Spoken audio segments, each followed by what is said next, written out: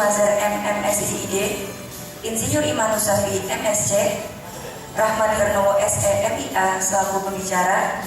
Yang kami hormati Presiden UKM Unit Kegiatan Mahasiswa Penalaran dan Riset Universitas Jenderal Sudirman 2014. Yang kami hormati Ketua Panitia The Third Sudirman Science Competition 2014 serta peserta Seminar Nasional The Third Sudirman Science Competition 2014. Assalamualaikum warahmatullahi wabarakatuh. Selamat pagi dan salam sejahtera untuk kita semua. Alhamdulillahirrahmanirrahim. Wassalatu wassalamu ala asyrofil anbiya'i wal mursalin wa ala alihi washabihi ajmain. Amma ba'd. Puji syukur kita panjatkan kehadirat Tuhan Yang Maha Esa sehingga pada kesempatan kali ini kita dapat bertemu pada kesempatan yang berbahagia ini. Salawat serta salam semoga selalu tercurah kepada junjungan kita Nabi Agung Muhammad SAW serta keluarga, sahabat, serta para pengikutnya yang senantiasa beristiqomah hingga akhir zaman. Kami ucapkan selamat datang kepada tamu undangan, finalis Lomba Karya Tulis Ilmiah Nasional serta seluruh peserta Seminar Nasional The Third Sudirman Competition 2014 dengan tema Meningkatkan potensi iptek dan sosial ekonomi Indonesia menuju ASEAN Community.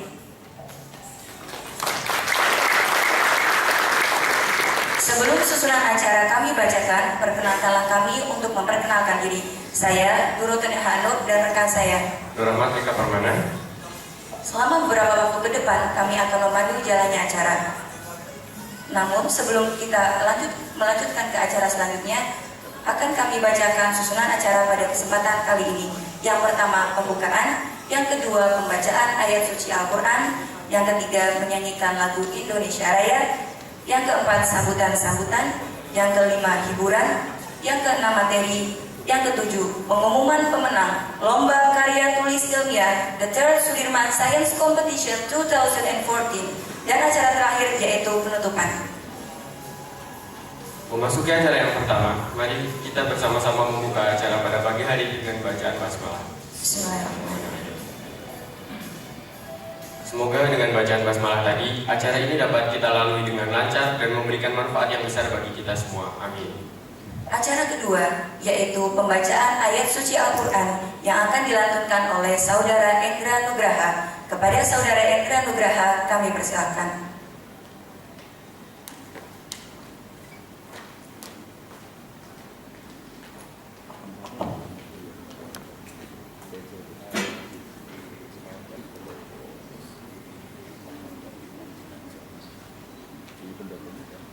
Bismillahirrahmanirrahim. Assalamualaikum warahmatullahi wabarakatuh.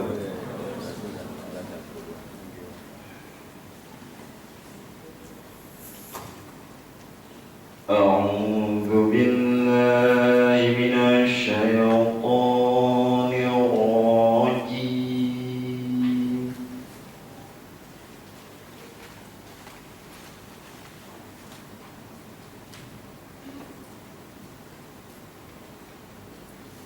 Bismillahirrahmanirrahim.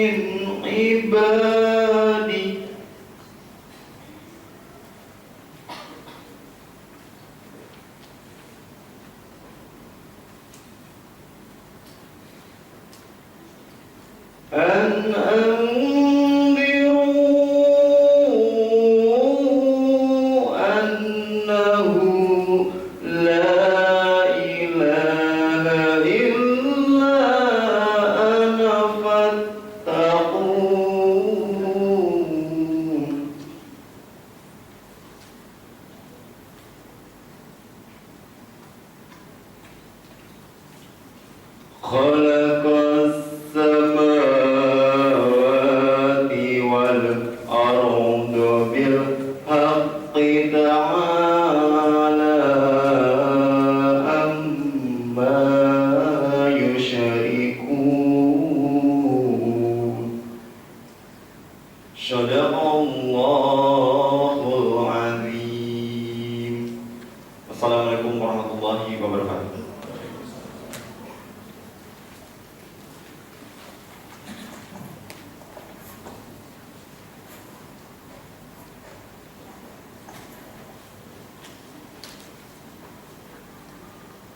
Terima kasih atas pembacaan ayat Al-Quran oleh Saudara Endra Nugraha. Semoga pembacaan ayat Al-Quran tadi menambah keberkahan pada acara pada pagi hari ini. Acara selanjutnya yaitu menyanyikan lagu Indonesia Raya yang akan dipandu oleh Saudari Yesi Gladiani Sutrisno. Kepada Saudari Yesi kami persilakan.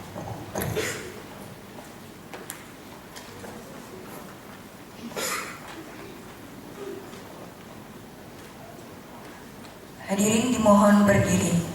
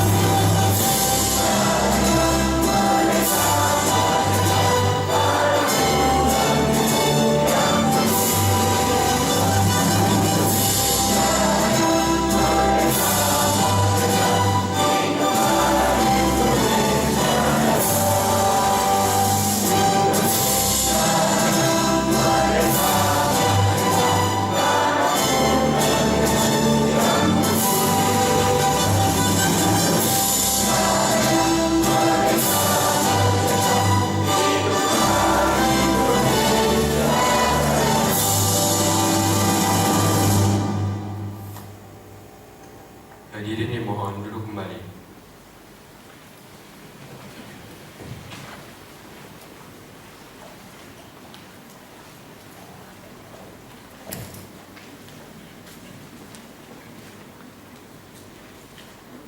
Acara selanjutnya yaitu sambutan yang pertama oleh Ketua Panitia The Third Sudirman Science Competition 2014. Kepada Saudari Kiki Endriati kami persilahkan.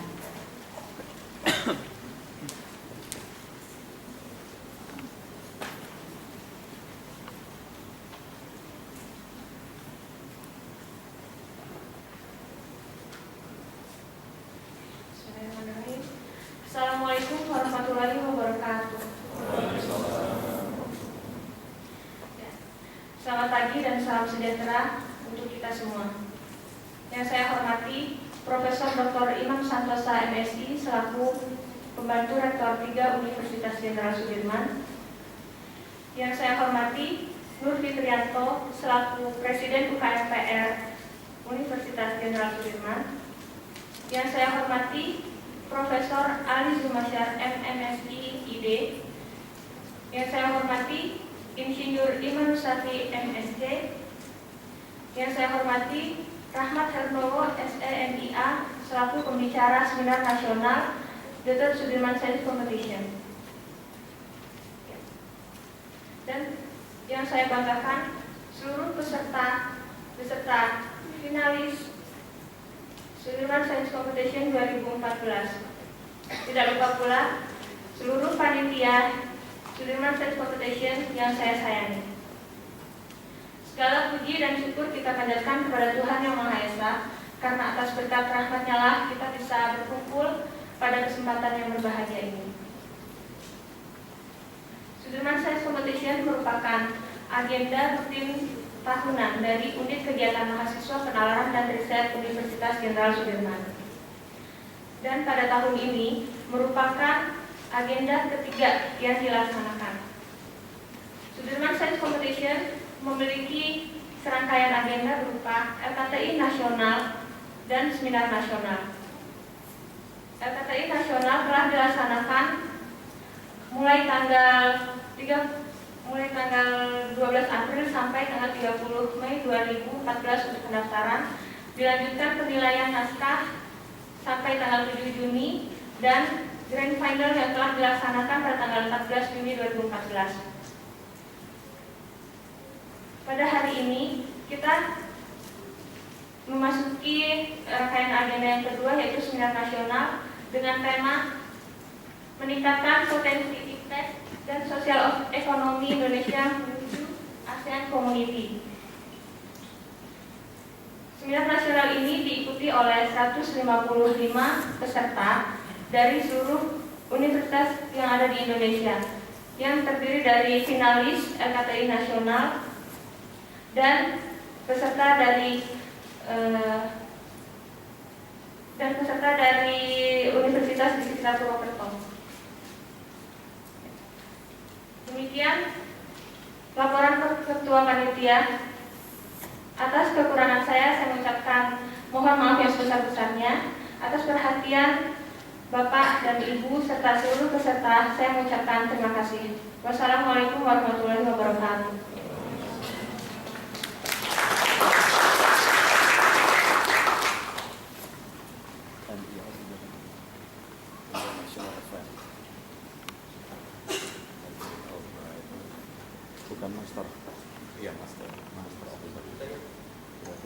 Sambutan yang kedua akan disampaikan oleh Presiden Unit Kegiatan Mahasiswa Penalaran dan Riset, Saudara Nur Fitrianto. Kepada Saudara Anto, kami persilakan.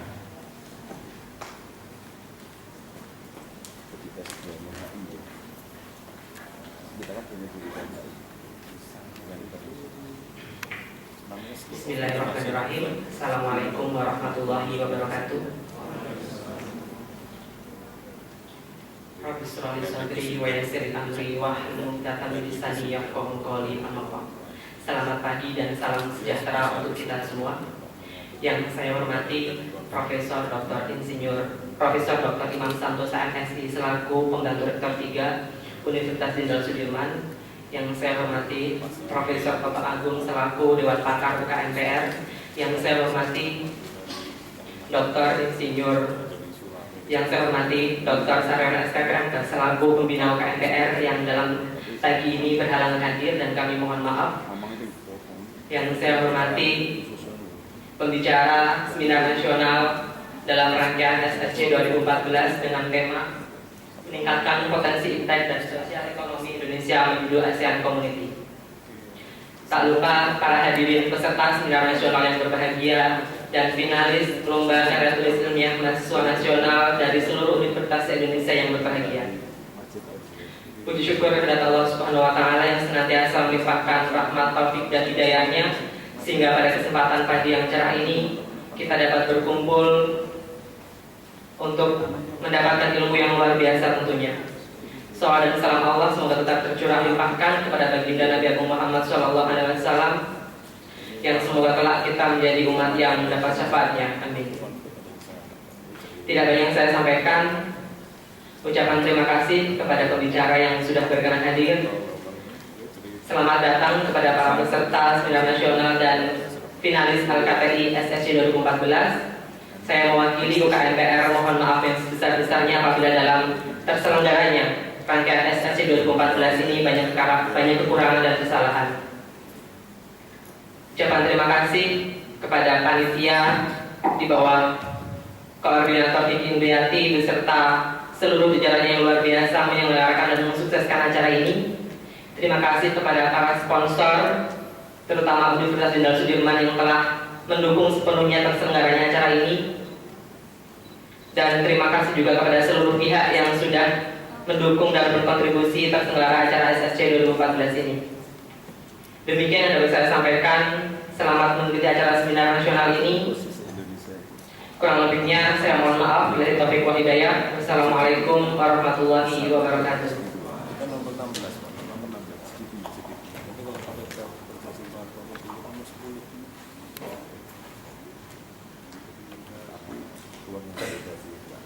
Sambutan terakhir oleh Profesor Dr. Imam Santosa MSI selaku pembantu Rektor 3 Universitas Jenderal Sudirman sekaligus membuka acara. Kepada beliau kami persilakan.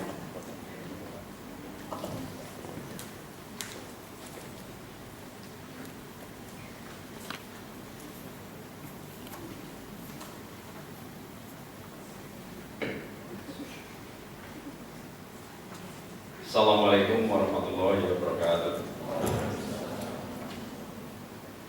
Yang terhormat para narasumber, yang dalam hal ini adalah Bapak Dr. Insinyur Ali Zum Mashar, MSI ID. Saya nggak tahu singkatan apa itu. Beliau adalah penemu mikroba Google. Saya pikir itu ada kaitannya dengan komputer, ternyata itu mikroba yang bisa mencari apa Pak? Kesuburan. Mencari kesuburan itu salah satu penemunya beliau dan sudah dipatenkan internasional. Beliau yang ada duduk di tengah ini beliau. Silakan beliau mungkin lebih.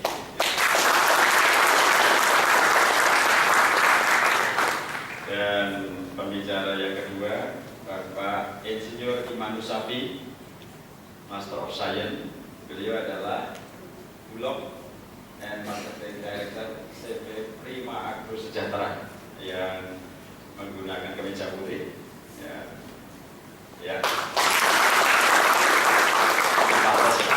Bapak Direktur kita ya. Dan yang ketiga sudah tidak asing lagi di Purwokerto.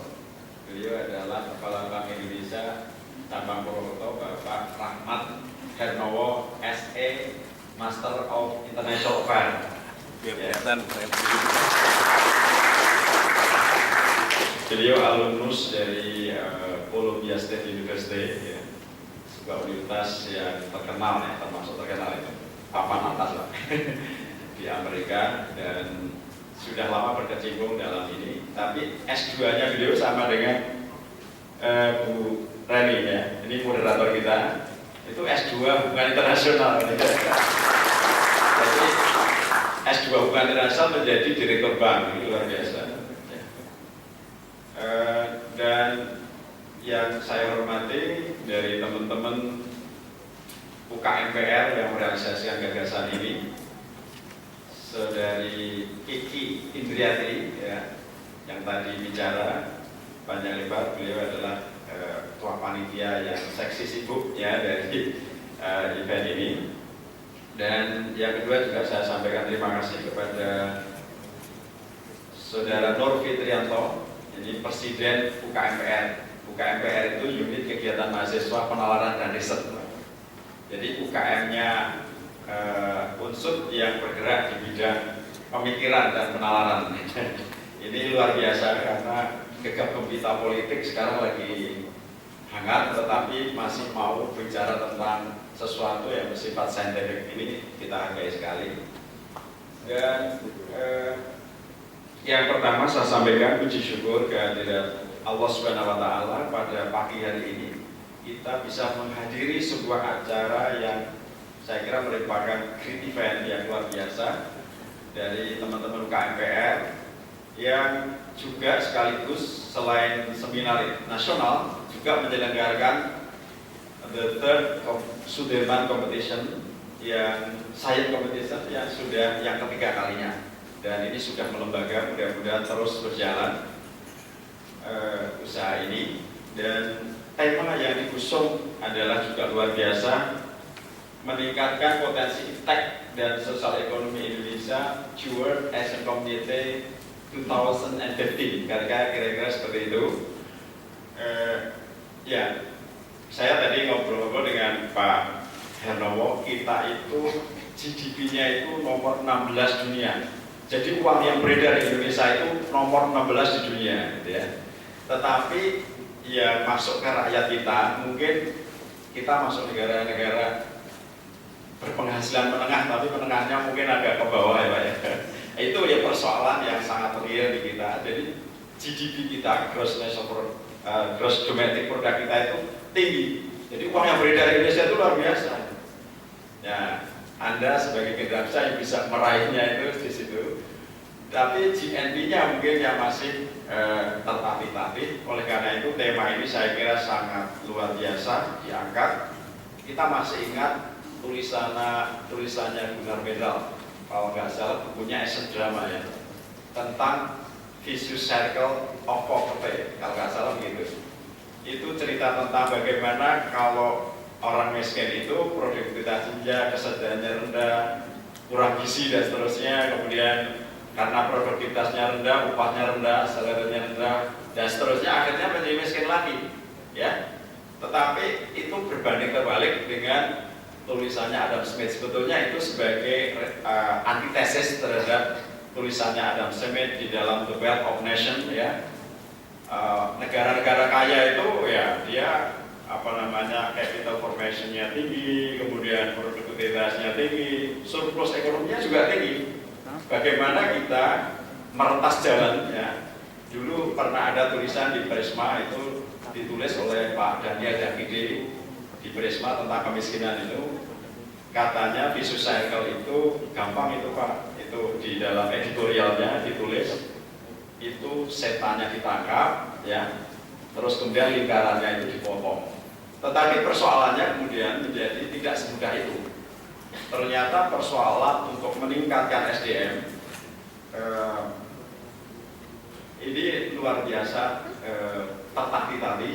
Kita sudah berusaha meningkatkan angka partisipasi kasar, angka partisipasi kerja dengan meningkatkan mutu sumber daya manusia. Salah satunya adalah itu kuncinya.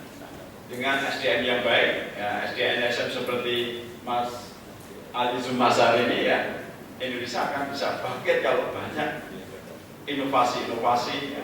Jadi sekarang didengungkan ekonomi kreatif dan sebagainya untuk meretas jalan agar bisa tadi menangkap setannya dan memotong lingkarannya. Gitu kira-kira. Saya kira ini menjadi masalah yang sangat krusial dan ini menjadi pemikiran bagi seluruh bangsa Indonesia, tidak hanya masyarakat pada umumnya, tetapi juga para kalangan terpelajar. Seolah-olah usaha-usaha kita itu mengalami deadlock atau kebuntuan, stagnan dan sebagainya. Oleh karena itu perlu dicari upaya-upaya terobosan agar kita masuk negara-negara yang lebih tinggi levelnya lagi dari sekedar berpendapatan menengah ke bawah itu ya.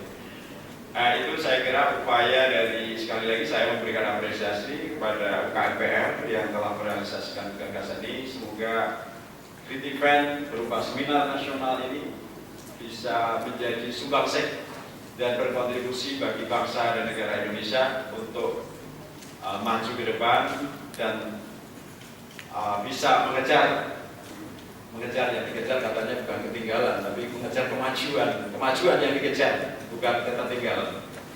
Itu yang bisa saya sampaikan, kurang lebihnya mohon maaf. Sekali lagi kami memberikan juga terima kasih para narasumber yang telah hadir. Kurang lebihnya mohon maaf. Billahi taufiq wal hidayah. Assalamualaikum warahmatullahi wabarakatuh.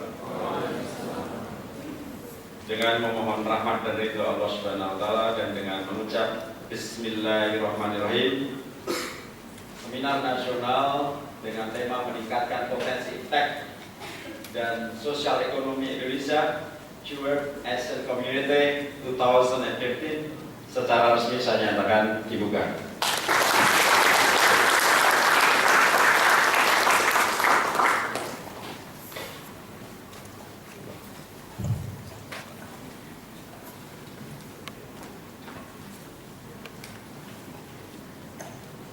Terima kasih kepada Pak Imam yang telah membuka acara kita pada pagi hari ini.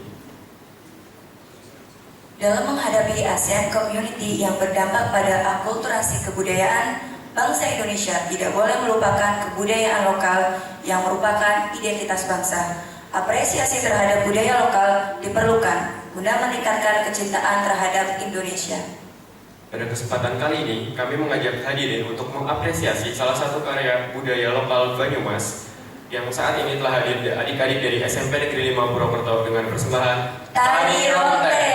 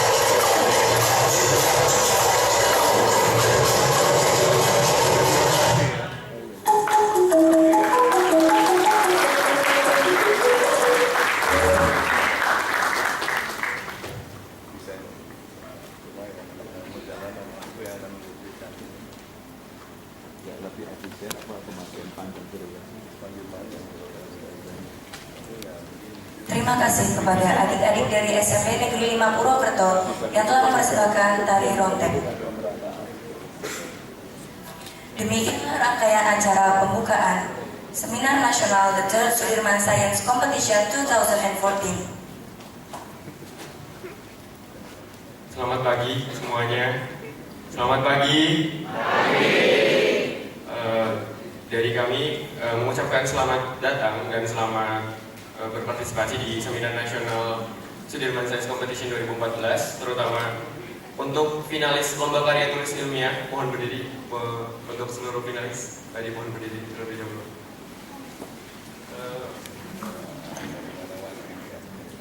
Berikut adalah finalis lomba karya tulis ilmiah tingkat nasional The Third Sudirman Science Competition 2014 yang antara lain terdiri dari Universitas Diponegoro Semarang. Tepuk tangan dulu untuk Universitas Diponegoro dari Semarang. Selanjutnya ada Institut Pertanian Bogor, Universitas Gajah Mada Yogyakarta, Universitas Jenderal Sudirman, Universitas Brawijaya Malang. Universitas Airlangga Surabaya, Ini jauhnya Universitas Negeri Makassar, Universitas Bunda Mulia Jakarta, ada lagi Universitas Lambung Mangkurat Banjarmasin, dan Universitas Teknologi Sumbawa Nusa Tenggara Barat. Para finalis lomba karya tulis ilmiah nasional The Third Sudirman Science Competition telah melaksanakan serangkaian final pada Sabtu 14 Juni 2014. Semoga hasil yang terbaik pada masing-masing tim. Tak lupa kami ucapkan terima kasih kepada segenap pendukung acara Universitas Jenderal Sudirman. Sebelumnya kepada finalis dimohon untuk duduk kembali. Terima kasih. Saya ulangi lagi, terima kasih kepada seluruh pendukung acara yang berkat dukungannya acara ini dapat terselenggara dengan baik, lancar dan meriah. Yang pertama dari Universitas Jenderal Sudirman, dari Bank Indonesia, dari Direktorat Jenderal Pendidikan Tinggi, Kementerian Pendidikan dan Kebudayaan, Dari Kompas, Kapal Api dan Purwokerto TV. Untuk pemberitahuan bahwa saat ini kita tengah live streaming di Purwokerto TV. Tepuk tangan dulu untuk Purwokerto TV. Purwokerto TV menerima jasa live streaming untuk acara pernikahan, konser, tablik akbar, seminar, dan event lainnya. Follow Twitter di @purwokerto TV atau hubungi Robi 0856431448. Sebelum kita masuk ke acara selanjutnya, saya akan menyampaikan sebuah jargon. Jadi SSC 2014 punya sebuah jargon. Jika kami menginstruksikan SSC 2014, maka seluruh hadirin dimohon untuk menjawab dengan patrikan kontribusimu untuk Indonesiaku. Kita coba ya, hadirin dimohon berdiri. Kepada hadirin diperkenalkan untuk berdiri sejenak. Kita mulai jargon. The Third Sudirman Science Competition 2014. Silakan Eka.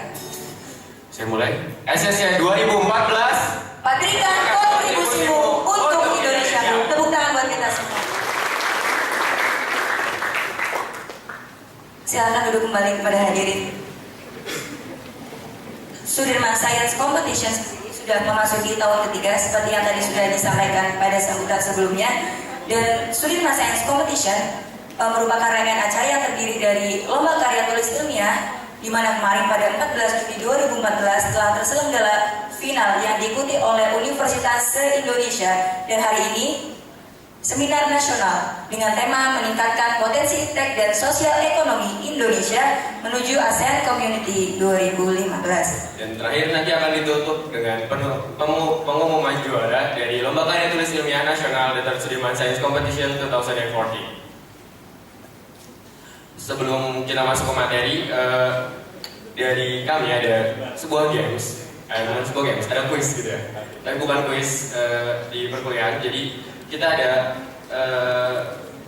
tantangan gitu. Untuk siapa yang berani maju ke depan dan menjawab pertanyaan dari kami, nanti ada bingkisan menarik. Ada bingkisan menarik untuk siapa yang berani maju ke depan untuk menjawab pertanyaan dari kami. Langsung saja kami persilakan kepada peserta seminar nasional yang 2 orang yang berani menerima tantangan dari kami. Mungkin boleh dari finalis atau dari peserta seminar nasional. Satu finalis finalis dan 1 dari peserta. 1 finalis. 1 orang finalis. Tepuk tangan untuk finalis kita. Salah satu finalis kita. Dari Universitas Brawijaya. Ada pertanyaan yang saat ini saya tanyakan pada Anda mewakili sebagai salah satu finalis. Apakah Anda siap untuk jadi pemenang pertama? Siap? Tepuk tangan dulu dong untuk peserta. Satu lagi dari peserta seminar nasional. Silakan yang berani. Silakan yang berani menemani salah satu finalis kita di depan untuk menjawab sedikit pertanyaan dari kami. Ada? Harus berani dong. Silakan. Oh ya, silakan. Sebelumnya kita perkenalan dulu ya. Mbaknya perkenalkan juga bukan dari unsur kan? Silakan perkenalkan diri. Nama saya Anissa Ura Pristia dari Universitas Brawijaya.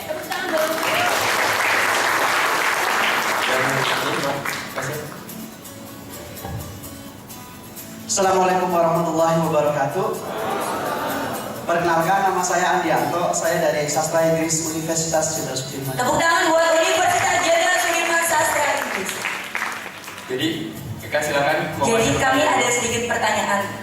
Kan mahasiswa kan katanya kaum cerdas, kaum intelek. Apalagi Iron Stock, Social Council juga Agent of Change. Pertanyaan kecil dari kami. Apa yang kalian ketahui tentang ASEAN Community 2015? Silakan dari finalis dulu. Silakan. Berdasarkan yang saya tahu, Asian Economic Community itu pasar bebas di bidang ekonomi, tapi hanya se-ASEAN saja pesertanya. Jadi dari 10 negara ASEAN boleh melakukan perdagangan bebas tanpa ada bea cukai untuk saling ekspor maupun impor barang dari antar negara tersebut. Sekarang dari Mas dari Sastra Inggris. Terima kasih untuk kesempatan. Kalau menurut saya, ASEAN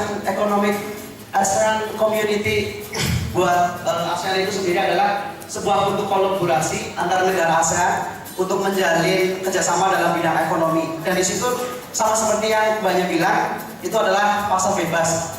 Jadi di sini akan ada semacam pertukaran budaya secara tidak langsung juga. Ya, terima kasih. Baik, jadi pasar bebas kemudian pertukaran budaya. Ada bukan pertanyaan sih, lebih ke arah sharing aja. Persiapan apa sih? 1 tahun lagi loh. ASEAN Community 2015 1 tahun lagi dari sekarang, bahkan tidak ada 1 tahun karena ini sudah memasuki tengah tahun begitu.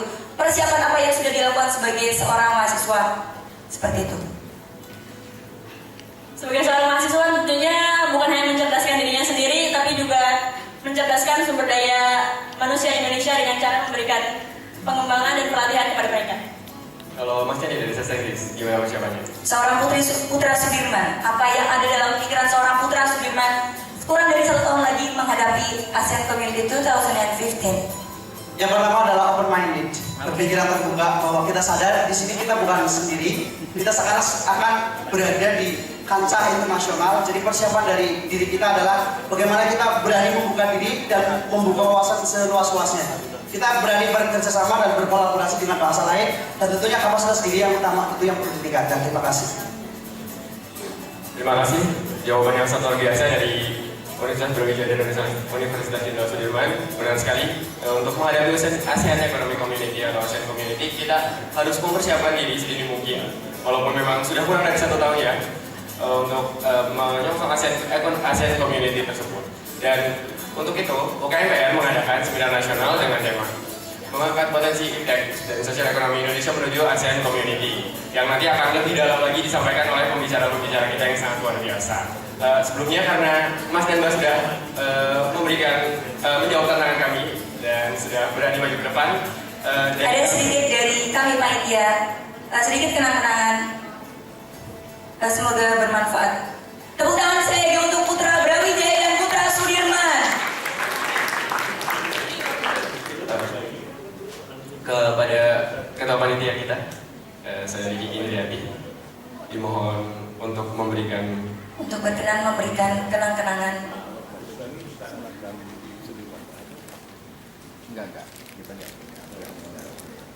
Tepuk tangan dulu dong untuk Sastra Inggris Universitas Jenderal Sudirman. Selanjutnya dari jauh, dari Malang, tepuk tangan dong.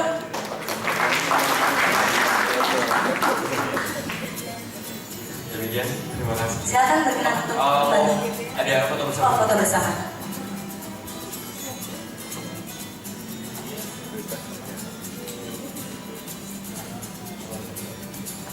Terima kasih, silakan duduk kembali.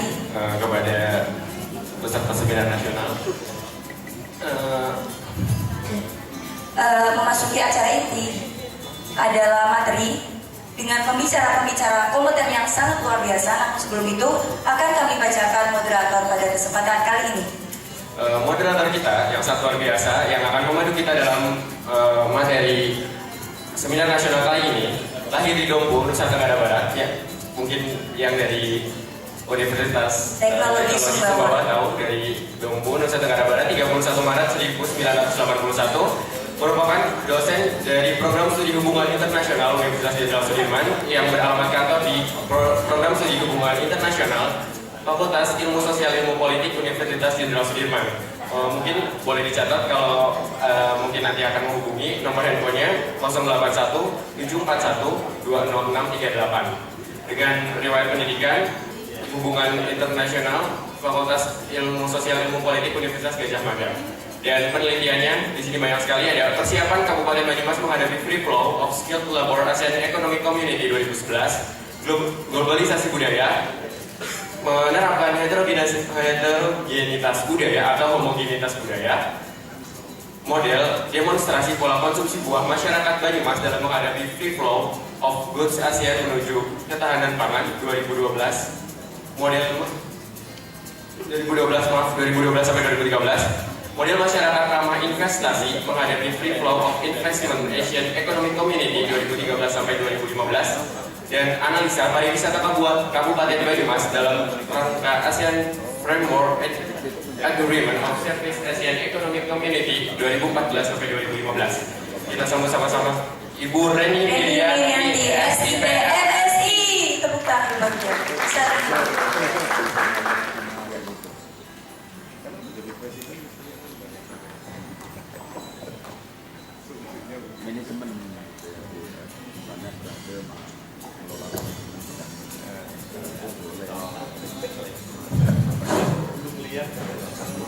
Assalamualaikum warahmatullahi wabarakatuh. Selamat datang kepada para finalis lomba karya tulis ilmiah, juga kepada para pembicara kita pada pagi hari ini dan pembantu rektor 3, Profesor Imam.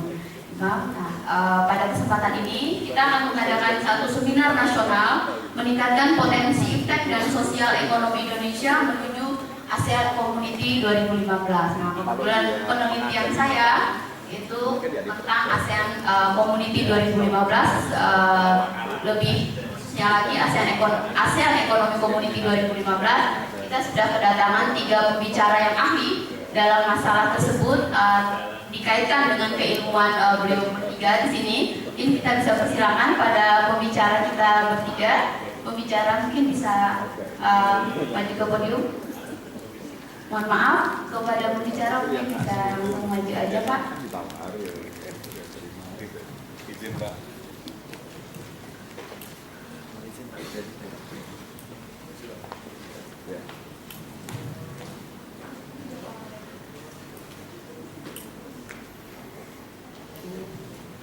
Sebelumnya saya bacakan dulu CV para pembicara kita pada pagi hari ini. CV dengan banyak penemuan dan banyak aktivitas. Nah, mungkin adik-adik semua di sini, saya panggil aja adik-adik. Adik-adik semua sini bisa terinspirasi dari beliau-beliau bertiga, gitu, dari prestasi beliau dan apa yang telah beliau lakukan. Tadi ada semuanya tadi apa prestasi yang kita berikan untuk bangsa. Oke.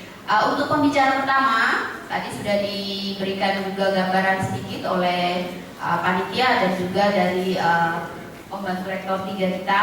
Oke, yang pertama, pembicara pertama itu Bapak Ali Zumazar, MA, MSI, ID. Nah, beliau itu lahir di Demak pada tanggal 19 Mei 1972. Oke. Nah, Jawa Tengah ya Pak ya. Alamat kantor beliau UKK Industrial Estate di Bogor. HP beliau bagi yang ingin menanyakan lebih lanjut, HP beliau 08111344462. Beliau SD, SMP dan SMA SD-nya di Bangku, SMP di Demak, dan SMA di Kudus. Nah, ini dia. Beliau adalah alumni dari Universitas Jenderal Sudirman. Jadi beliau itu adalah putra Sudirman, program studi teknologi pertanian UNSUD di Purwokerto.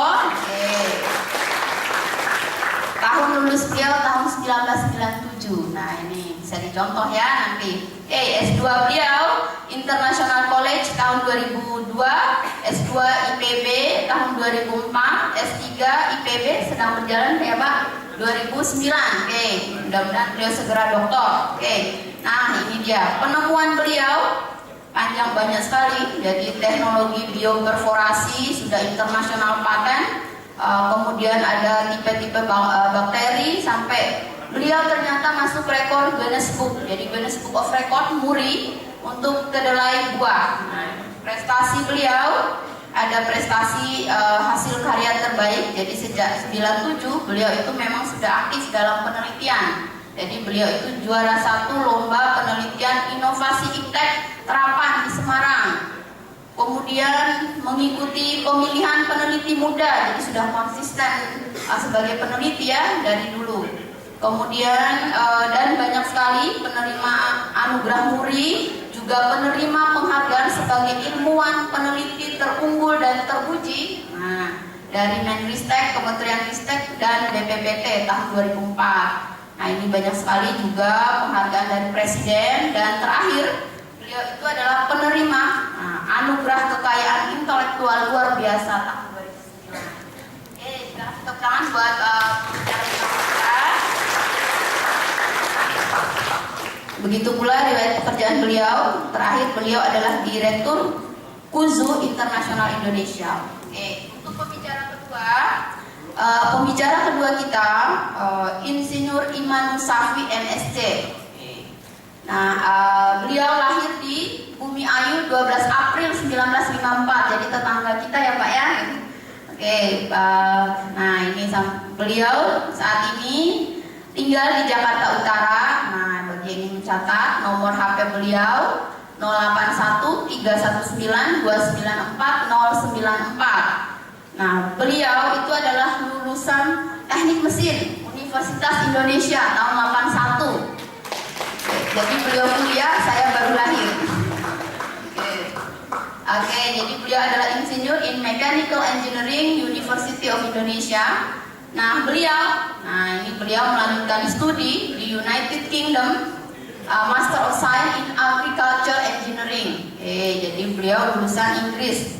Satu tadi lulusan Amerika, satu lulusan Inggris, satu lulusan UNSUD dengan prestasi luar biasa. Tiga-tiganya ya.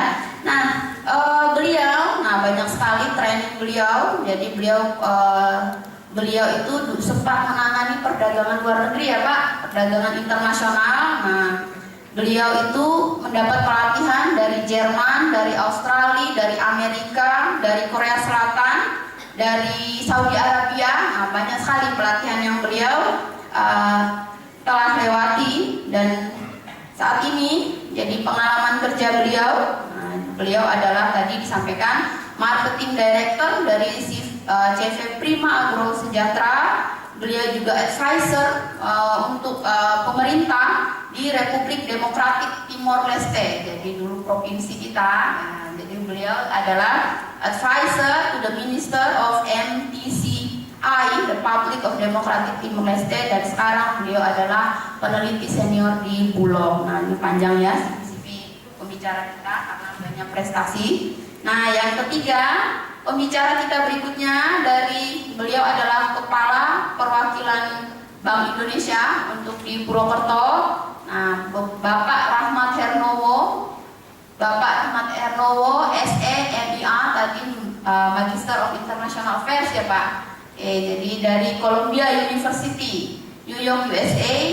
Konsentrasi beliau adalah Economics Policy Management. Nah, beliau saat ini karir beliau di Bank Indonesia dan dari berbagai, pernah di Palu, jadi Indonesia Tengah ya Pak, Indonesia Tengah, kemudian sampai akhirnya beliau di UNSUD di Purwokerto saat ini ya, jadi Kepala Perwakilan Bank Indonesia dari tahun 2013. Sebelumnya beliau di Bank Duta Jakarta. Nah, kursus dan juga pelatihan yang beliau sudah pernah jalani, itu beliau pernah mendapatkan pelatihan di Colorado, Amerika, pernah mendapat pelatihan juga di Sydney, Australia, pernah mendapat pelatihan Kuala Lumpur, Bali, Sri Lanka, Singapura, Paris, jadi banyak sekali. Jadi pembicara kita bertiga ini adalah pembicara yang sudah banyak sekali pengalaman internasionalnya. Mudah-mudahan adik-adik semua di sini bisa menimba pengalaman, bertanya, sharing dengan apa-apa yang akan beliau bertiga sampaikan. Kita kasih tepuk tangan dulu buat pembicara kita yang luar biasa.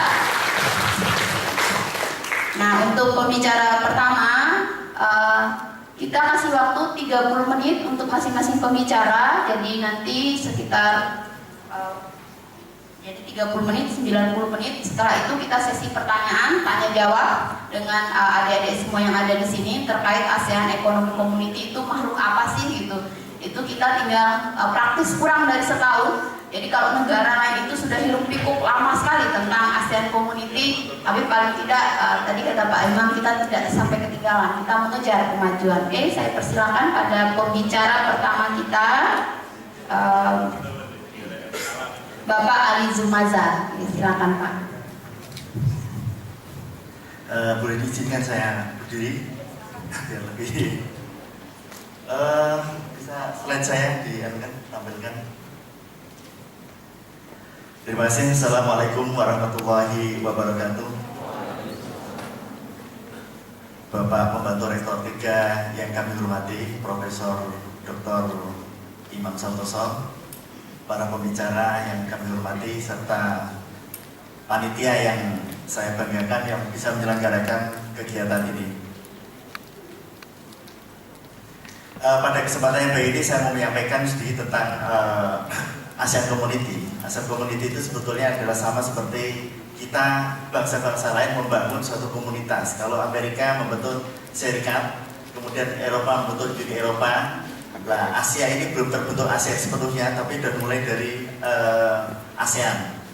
Yang mana pada terakhir kita anggota ASEAN itu menjadi 10 negara. Nah, dari 10 negara ini perjalanan dari tahun 67 terbentuknya ASEAN sampai pada akhirnya pada tahun 2010 itu juga ada ratifikasi untuk pembentukan ASEAN Community yang rencananya diaktifkan tahun 2020, kemudian dipercepat tahun 2015. File saya sudah belum? Kenapa?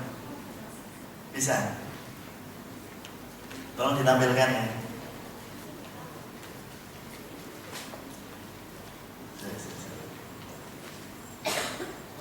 Tadi udah saya kopikan di komputer. Nah. Mohon maaf. Pada tahap selanjutnya dari komuniti ASEAN itu dari 10 negara anggota ASEAN itu kemudian membentuk ASEAN Community yang mana ini adalah untuk membuat satu kesatuan visi bagaimana satu kawasan itu maju bersama-sama, tidak saling membebani dan kita sama-sama menghadapi suatu yang global. Di tengah negara-negara yang global itu bahwa negara yang berdiri hanya sendiri-sendiri ini pasti akan kalah di segala hal. Oleh karena itu dengan menggunakan persatuan-persatuan ekonomi dan yang lain-lain itu akan menghadapi tantangan global. Nah, ada 3 sasaran utama yang di dalam ASEAN Community itu, yaitu persamaan atau menjadi komuniti bersama di dalam keamanan dan politik keamanan. Yang kedua adalah ekonomi, dan yang ketiga adalah sasarannya di bidang sosial dan budaya. Nah, saya akan menyoroti khusus di bidang sosial dan bidang ekonomi, sehingga yang saya fokuskan adalah IC. Ini kurang menarik sebetulnya kalau ada, saya kira coba pakai file saya ini. Mohon maaf ya. Mana?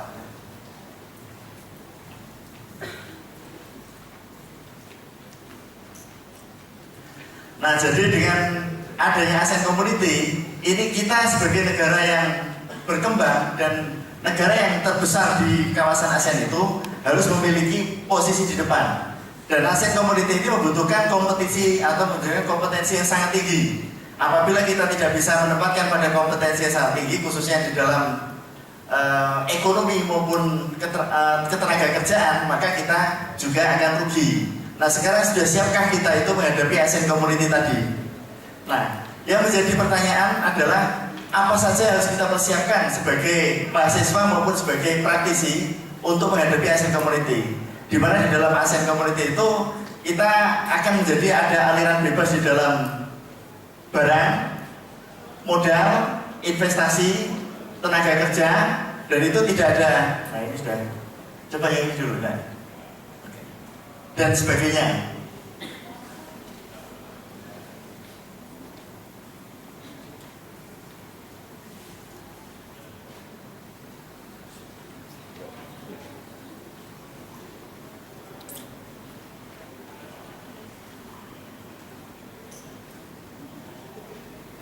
Coba bisa dioperatorkan. Nah, ini udah masuk ya. Lanjut. Sebelumnya nggak ada info apa? Pertama dulu saya memperkenalkan profil. Jadi saya adalah importer mikroba Google di Kadin. Saya sebagai wakil ketua komite tetap bidang pangan. Kemudian di Kahmi saya sebagai wakil ketua Dewan Pakar, kemudian di Mampurnya juga ketua Dewan Pakar, dan di kerjaan saya sebetulnya saya masih sebagai PNS, yaitu peneliti di Kemenaketran, dan juga menjadi visiting professor di Arab Development University. Itu. Lanjut. Nah, coba lanjut klik. Ini beberapa publikasi kami, ada yang jurnal internasionalnya sayangnya, kemudian di sosok juga saya masuk dalam sosok ini.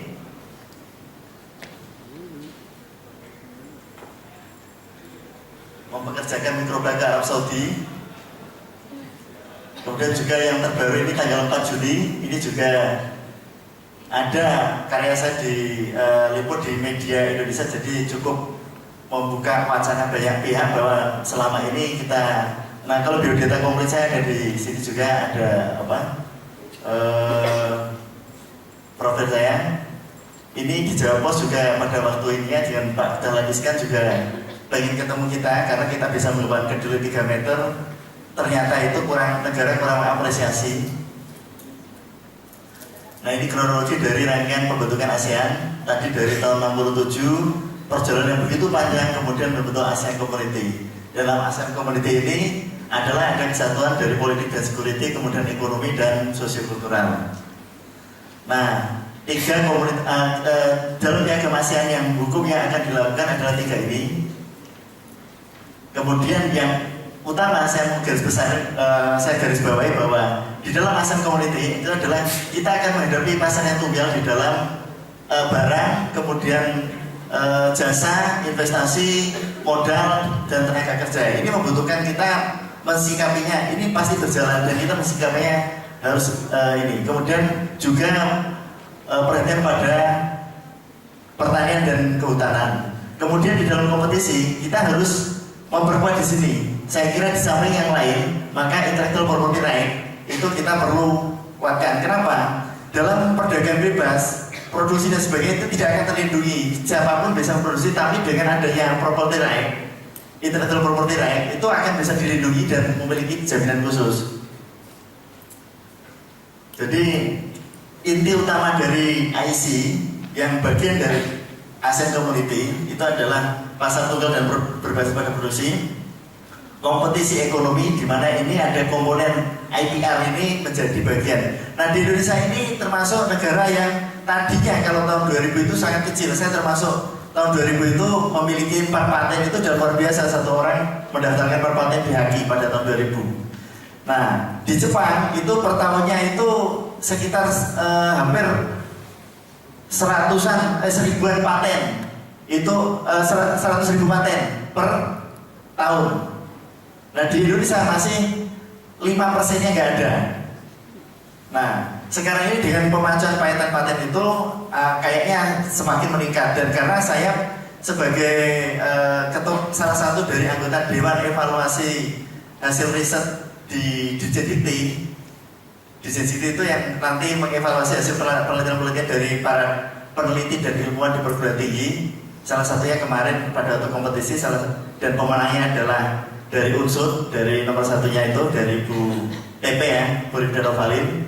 Itu yang mereview saya, termasuk Profesor Lukas juga juara harapan dari IPB, pemenang juga nomor 2 kalau nggak salah, dan dari banyak dari luar Jawa juga sudah mulai bagus.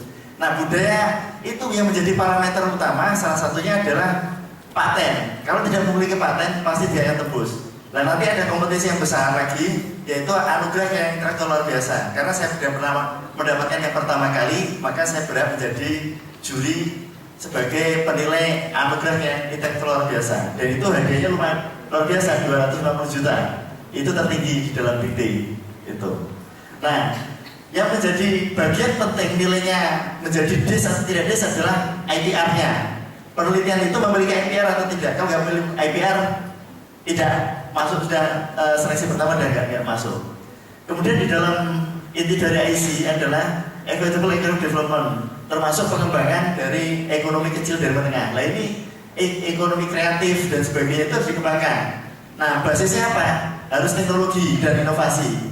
Kemudian integrasi global dan ekonomi. Jadi ini untuk menghadapi.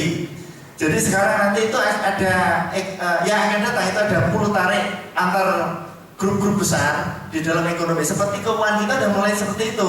Perbankan grup besar, grup Amerika dan kemudian itu sudah mulai ini. Maka itu akan jadi grup Timur Tengah, Eropa, terus Amerika, ASEAN dan Asia. Nah, Indonesia itu pasar yang paling menarik bagi mereka dan tidak dilepaskan. Sehingga untuk menancapkan pengaruhnya yang kuat untuk ngepung Indonesia itu, Amerika sudah mendirikan basis ekonomi pengawasan ekonomi di Singapura. Eropa menempatkan semacam spionnya untuk ekonomi dan politik di Indonesia itu di Timor Leste.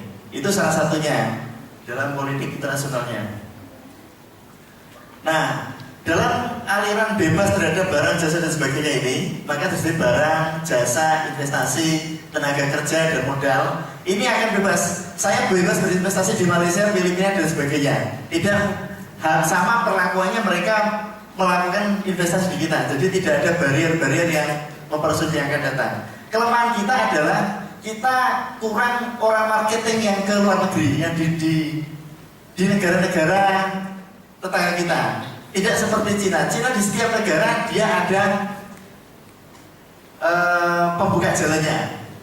Nah, ini sektor jasa, jadi nanti hati-hati bahwa bisnis, komunikasi, pendidikan itu akan juga masuk ke Indonesia. Walaupun itu adalah misalkan bisa jadi Universitas Indonesia membuat cabang di Malaysia dan sebagainya, termasuk Universitas Malaysia membuat cabang di Indonesia.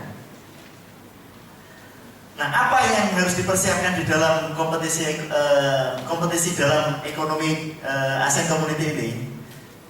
Kalau kita membaca dari data dari World Bank bahwa kelemahan bangsa kita sebagai tenaga terampil atau ahli adalah bahasa Inggris. Yang kedua, penguasaan komputer. Ini menjadi kelemahan-kelemahan kita yang kita harus akui. Sebetulnya kita itu banyak orang-orang pintar, tetapi bahasa Inggrisnya itu nggak bagus sehingga market keluarnya itu nggak masuk. Teman saya di Singapura dan di Malaysia itu merekrut dari 20 orang Indonesia yang mau dikerjakan tenaga terampil di sana. Pertama langsung mengisi biodata dan wawancara bahasa Inggris, padahal mereka lebih hebat daripada mereka.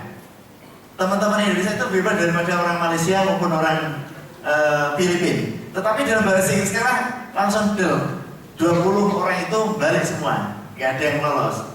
Maka ini perlu ke depan ini bahasa Inggris ini perlu ini. Saya juga termasuk orang yang terlambat, tetapi untungnya saya punya anugerah yang lain, keterampilan yang lain yang tidak, yang bahasa itu bukan menjadi pembatas, yaitu keahlian. Gitu. Nah, kendalanya adalah di dalam ASEAN Community itu kita diketahui bahwa Indonesia itu pengekspor tenaga kerja yang terbesar ke luar negeri. Tetapi mereka itu berasal dari tenaga kerja yang tidak terampil. Nah, ini menyangkut mengenai kontribusi dan penghargaan terhadap tenaga kerja. Nah, nanti saya tunjukkan apa yang harus kita perbuat menghadapi seperti ini. Yang kedua, Indonesia itu masih didominasi sektor tenaga kerja itu di pertanian, perdagangan, dan tenaga profesional itu sedikit dan kurangnya penguasaan terhadap bahasa Inggris ini. Kemudian regulasi ASEAN dan kualitas tenaga kerja Indonesia ini barrier di dalam hambatan-hambatan kita di sana. Padahal peluang untuk kita itu sebagai negara terbesar, jadi hampir 50% negara ASEAN itu luasnya adalah Indonesia. Kalau kita lihat petanya. Nah, sekarang kualitas sumber daya manusia ini. Jadi sekarang ini tenaga kerja terampil kita itu yang bekerja dikuasai 80% itu SD sampai tidak lulus SD sampai SMP. Yang terbanyak adalah SD, lulusan SD. Tidak tamat SD masih banyak, SMP banyak. Sedangkan kalian dan kita itu paling, kalau sekarang ini beranjak tahun 2006 itu paling nggak lebih dari 5%. Masih eksklusif. Nah, inilah yang kita harapkan, bahwa kita lulusan dari perguruan tinggi itu jangan kembali menjadi tenaga kerja, tetapi menjadi pemicu, entrepreneur untuk mengangkat ini. Karena ini tidak akan hasilnya bagus apabila kita itu juga menjadi pekerja. Lalu kita sampai yang lulusan perguruan tinggi, universitas saja kerja, gimana kami? Gitu. Nah, kalau kita yang punya keahlian keterampilan itu menjadi entrepreneur, yang sekarang digarangkan adalah entrepreneurship, itu akan menolong ini. Dan ini kita bisa lakukan keterampilan. Jangan yang ini itu diambil oleh orang-orang luar negeri jadi tenaga-tenaga informal yang kayak misalkan pembantu rumah tangga, tukang kebun dan sebagainya di luar negeri. Padahal bangsa kita itu membutuhkan tenaga yang banyak untuk membangun. Nah, untuk mengembangkan ini ada 3 pilar yang harus untuk melakukan kompetisi. Itu adalah berdasar dari informasi tadi, maka kita harus bisa mengoptimalisasi sumber daya lahan dan pertanian dan sumber daya lahan serta tanah yang melimpah, termasuk di dalamnya laut, kekayaan alam di dalamnya termasuk hasil bumi dan tambang, serta pertanian, hutan dan perkebunan. Yang kedua adalah jumlah penduduk yang terbesar di pedesaan itu tersebar. Jadi kita memiliki jumlah penduduk yang paling besar di kawasan Asia Tenggara. Dan itu potensi yang luar biasa apabila itu dikasih energi untuk menjadi pembangun negara ini. Dan yang ketiga harus menguasai teknologi tadi.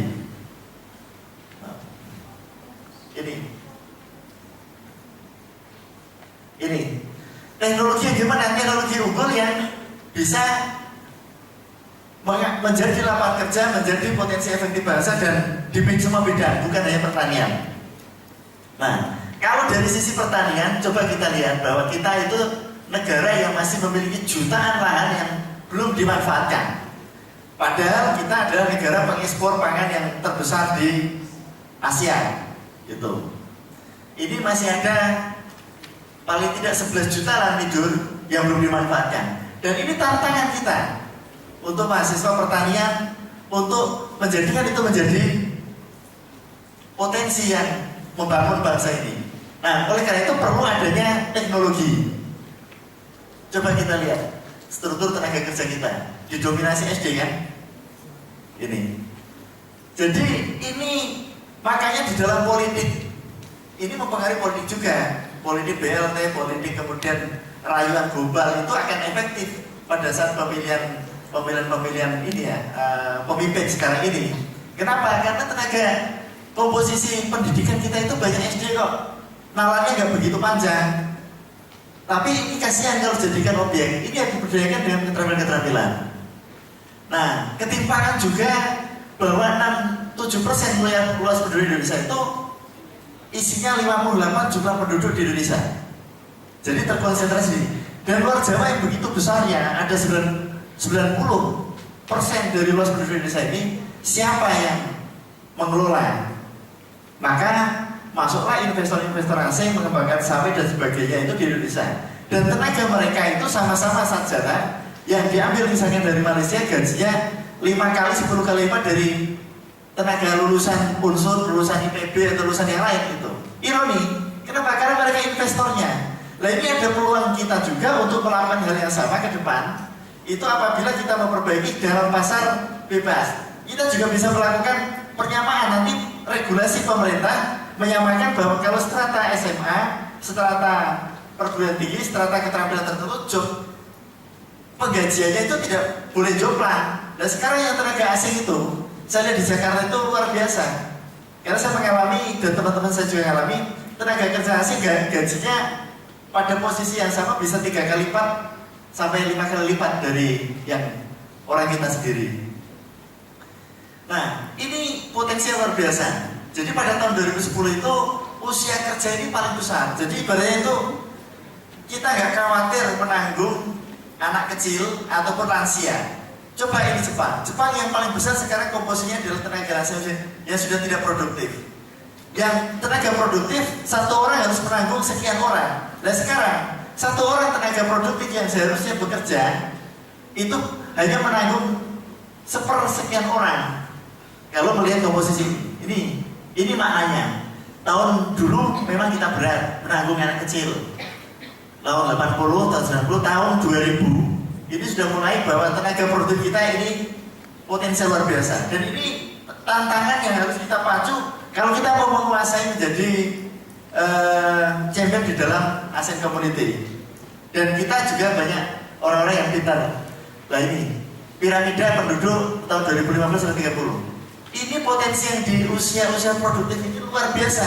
Nah ini tugasnya adalah dari 5% dari yang punya pendidikan tinggi, perguruan tinggi mulai dari S1 sampai doktor itu yang harus mengangkat tadi SLTA ke atas.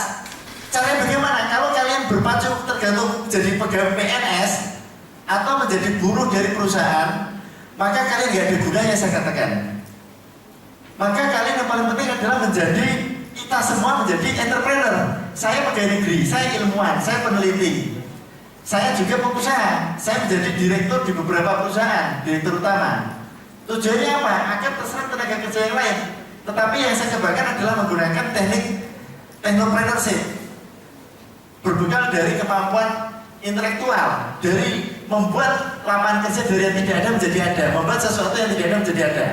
Pertanian, pengolahan, kemudian industri itu membuat sesuatu yang tidak ada menjadi ada. Dan itu kita masih banyak kekurangan. Dan karena itulah maka sebaiknya kita juga membuat SME, small and medium entrepreneur. Jadi yang kecil dan menengah ini diangkat. Ini adanya dari Pak Rahmat ini juga modal itu akan sangat penting, sangat berperan di dalam mengangkat tadi SME, pengusaha kecil menengah lah. Dan itu bisa mulai dari kita, dan ini akan menginisiasi. Sebagai contoh, saya sendiri lah, nggak usah jauh-jauh dari orang lain. Nah, transportasi tenaga kerja juga pertanian ini makin yang diminati. Kemudian manufakturnya mereka meningkat dan sektor yang lain, jasa dan lain juga mulai mengimbangi. Kalau dulu pertanian itu dominan, gitu. Nah ini kenapa ada salah urus di dalam pertanian kita? Coba di desa, tipologi desa sekarang yang dulu tahun 2008 itu sawahnya banyak, tahun 2011 turun. Tapi jumlah desa manaknya meningkat. Dan ini potensi kita untuk masuk ke desa-desa untuk memberikan atau membuat usaha produktif di sana menjadi lebih kompeten. Nah, tantangan yang lain adalah pasar di dalam ini. Karena apa? Kunci pasar itu adalah ditentukan oleh demand and supply. Supply itu dari ini semua komponen teknologi, kelembagaan, sarana lahan dan sebagainya. Demand itu ya gaya hidup, diversifikasi makanan, pendapatan masyarakat, pertumbuhan penduduk. Dan ini hukum alam pasti akan meningkat. Maka ini harus juga meningkat. Kalau enggak kita timpang impor. Yang terjadi adalah impor pangan, karena timbang impor pangan kita tinggi. Ini. Jadi sekian triliun per tahun itu produk kita diprovokasi dari impor pangan. Kemudian sama dengan hilangnya sekian juta orang per tahun nganggur. Karena apa? Mestinya menanam menjadi dipasar oleh impor. Kalau itu ditanam bisa menyerap 9 juta. Kalau pengangguran kita itu hanya 8 juta menurut BPS, cukup dengan menggerakkan sektor pertanian secara produktif dan menggantikan impor menjadi negara produsen, maka selesai pengangguran dan devisanya luar biasa, bisa menjadi produktif. Ini impor pan kita nanti bisa dikoreksi dengan Pak Iman yang dari Bulog itu. Jadi impor kita itu bahkan gaplek pun impor, kacang hijau yang impor, kacang tanah impor, gandum 5 juta impor, sapi sekian ribu impor, susu impor. Ekspor kita itu tidak sebanding dengan impor. Ekspor kita yang paling banyak adalah dari perkebunan ya, sawit khususnya minyak. Nah ini menjadi PR bersama-sama, bukan hanya orang pertanian, orang ekonomi, pandangan orang ekonomi, orang hukum itu harus memacu bagaimana keperpihakan ini. Maka kemudian seperti disampaikan oleh Pak PRTK tadi, kita harus mengembangkan lebih banyak kepada entrepreneur yang berbasis pada pengetahuan. Nah, bagaimana membuat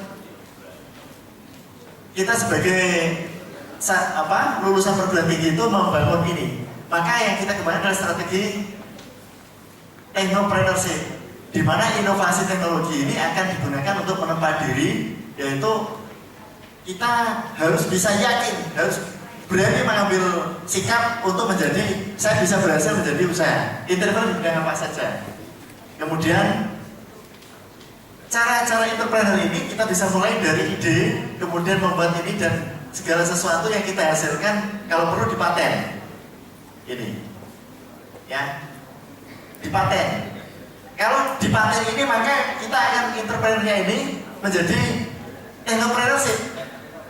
Kita punya sesuatu yang dilindungi secara hukum.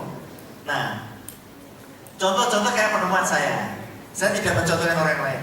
Saya memiliki international patent yang bentuknya adalah pupuk. Ini ada beberapa produk pupuk organik namanya Very Soil. Ini juga sudah nyampe ke Timur Tengah dan di Thailand.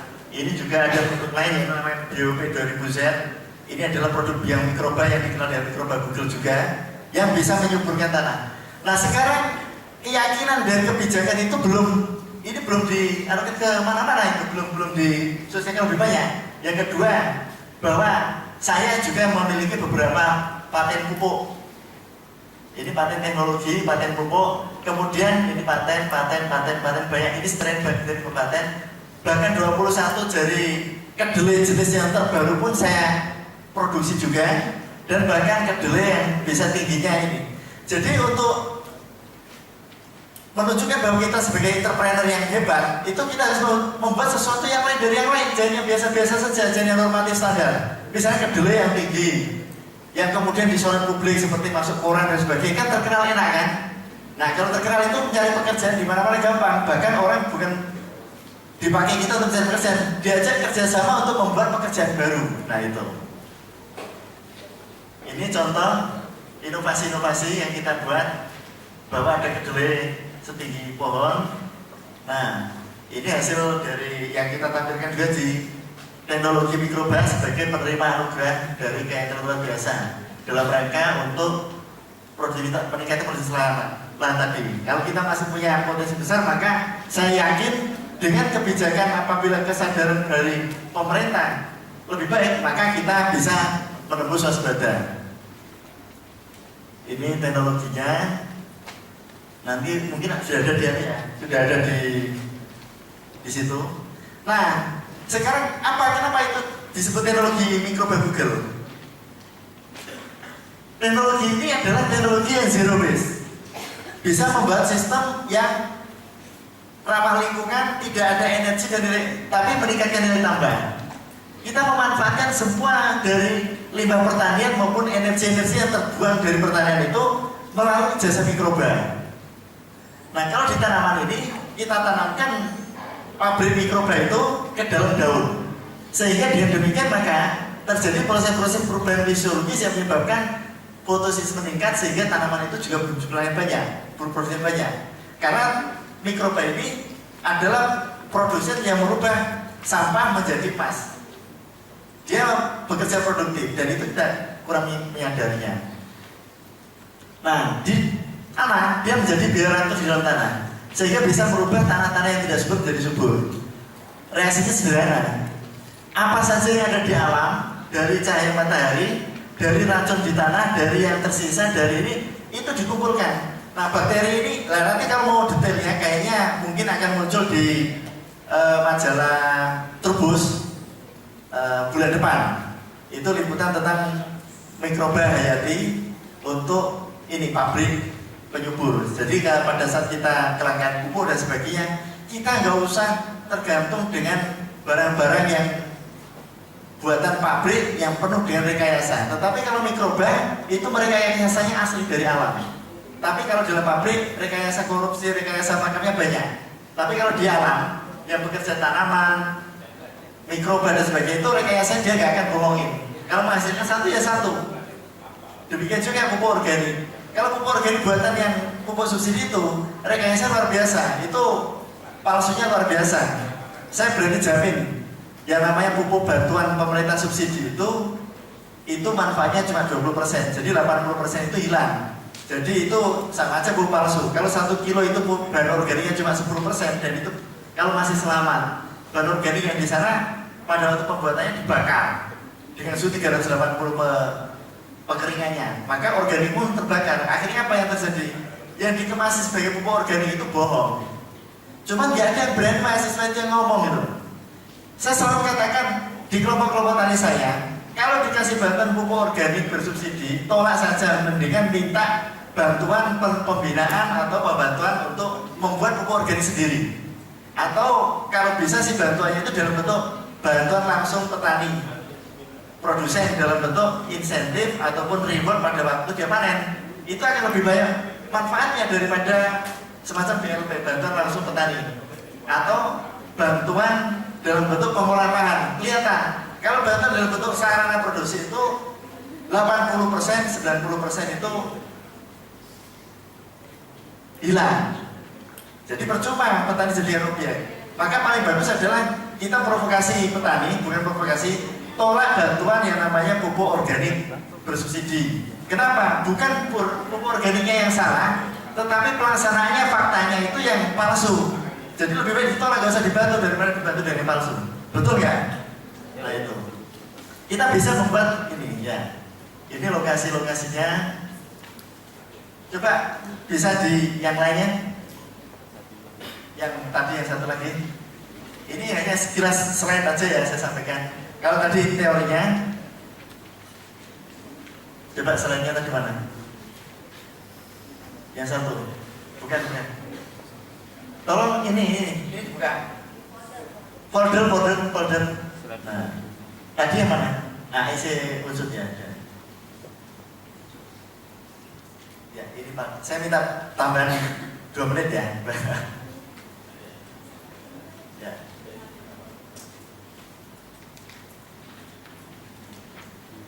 Nah, ini tahun 2004 saya mendapatkan medali Kalyana Kretya. Itu adalah anugerah kepada peneliti ilmuwan terunggul. Bersama di situ adalah Profesor H.R. Siddiq. Saya yang termuda pada waktu itu, umur 32, H.R. Siddiq umur 72. Sebagai ilmuwan terunggul Indonesia. Itu yang diserahkan oleh Bu Mega. Ini produk-produk saya yang saya temukan karena di dalam ASEAN Trade ini saya akan dagang ke luar negeri nanti dengan kebebasan. Nah ini teknologi kita bisa membuat ini. Jadi kalau seperti ini kok pemerintah nggak tertarik, kita nggak tertarik itu nanti ditangkap orang lain, kita kembangkan di Malaysia, di yang lain itu pada saat free trade itu. Jadi kita itu menjadi satu keluarga community dan bisa kemana-mana. Maka kalau kita dari mahasiswa kita lambat untuk mengembangkan bersama-sama kita, itu ya akan lari ke negara lain. Ini contoh, kita bisa buat kedelai 3 meter, padi aja 16 ton. Ini fakta. Panen seperti ini sudah biasa kita lakukan dengan SBY, dengan ini. Tapi kenapa nggak berkembang? Kenapa? Karena negara kita itu masih dikendalikan oleh para importer, itu, yang punya kepentingan pangan. Ini contohnya.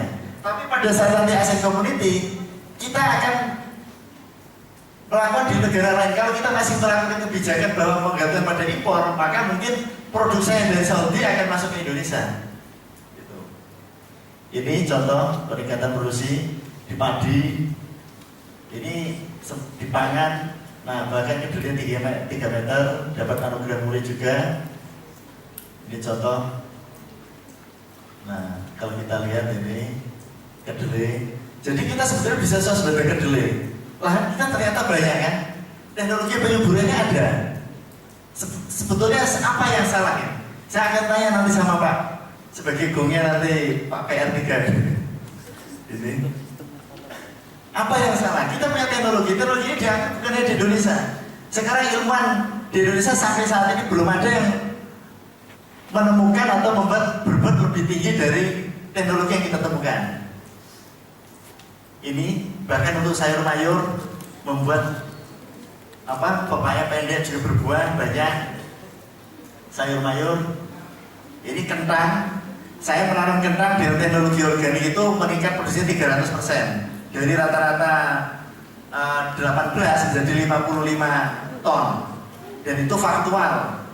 Nah ini kan kalau hanya ini kita dilakukan kolaborasi di luar negeri di internasionalnya dengan ilmuwan-ilmuwan Timur Tengah, ini dapat kerjasama dengan orang terkaya pemerintah di Dubai. Ini, nah coba amati di belakang ini kan gurun pasir seperti ini ya. Ini pada tahap berikutnya akan jadi subur. Sebentar, ini, bisa menjadi seperti ini banyak tanamannya. Percaya atau tidak inilah faktanya. Nah, ini kita mulai dari survei, kemudian membuat pertanian menjadi ada tanamannya. Dan itu menggunakan mikroba Google. Kita bisa menanam apa saja di sana, penghijauan di halaman-halaman sekitar gedung ini di Bahrain, ini di Al-Khobar. Ini kita tanam jagung di Timur Tengah. Ini tanam sayur mayur di sana. Cuma tenaga kerjanya itu dari India yang berada dari Bangladesh. Nah, Indonesia tenaga terampilnya kurang dan lebih baik sudah jadi pembantu. Ini kita menanam padi-padian di sana, ada gandum, ada padi. Ini di gurun pasir. Jadi udah berubah. Kalau si melon dan sebagainya itu kita ada. Ini pesan riset kita juga melakukan pelatihan itu. Maka ini yang sebetulnya harus dilakukan mahasiswa mulai untuk sangat bagus untuk melakukan kompetisi-kompetisi dan pengamalan. Pengamalan itu kalau dulu saya itu ada di situ ada desa bina desa itu. Nah itu ilmunya diamalkan. Dan tiap tahun sebagai saya salah satu dari mahasiswa berprestasi utama UNSUD tahun 94. Nah di dalam keilmuan itu setiap tahun saya targetkan 3 karya tulis ilmiah saya harus melakukan kompetisi baik di UNSUD sendiri maupun di luar UNSUD seperti di Gajah Mada. Ini menjadi ajang yang luar biasa untuk mempersiapkan aset community. Jadi teknologi kemudian informasi itu akan nyampe dan kita menjadi pede. Tanpa seperti itu kita menjadi orang yang merasa tahu tapi sebetulnya tidak berkompetisi, tidak berkompetensi. Nah, saya juga kalau nanti ada lomba karya ilmiah lagi, saya akan sumbang juara satunya. Kalau juara 1 3 juta, saya akan sumbang. Kirim ke saya. Kalau ada kompetisi di UNSUD, saya akan kasih hadiah tambahan. Paling tidak minimal 2,5 juta.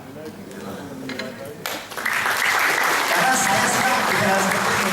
Ini adalah cikal bakal kalian untuk bisa punya kompetensi yang luar biasa nanti, tanpa berkompetisi. Jadi prinsip gini, tidak ada sesuatu yang sederhana yang instan itu. Kita bisa seperti ini karena dari mahasiswanya, saya mengikuti LKIP, kemudian PIMNAS, kemudian lomba-lomba cerdas cermat, LP24 dan sebagainya itu. Jadi setiap tahun paling tidak 3 karya ilmiah harus saya tulis.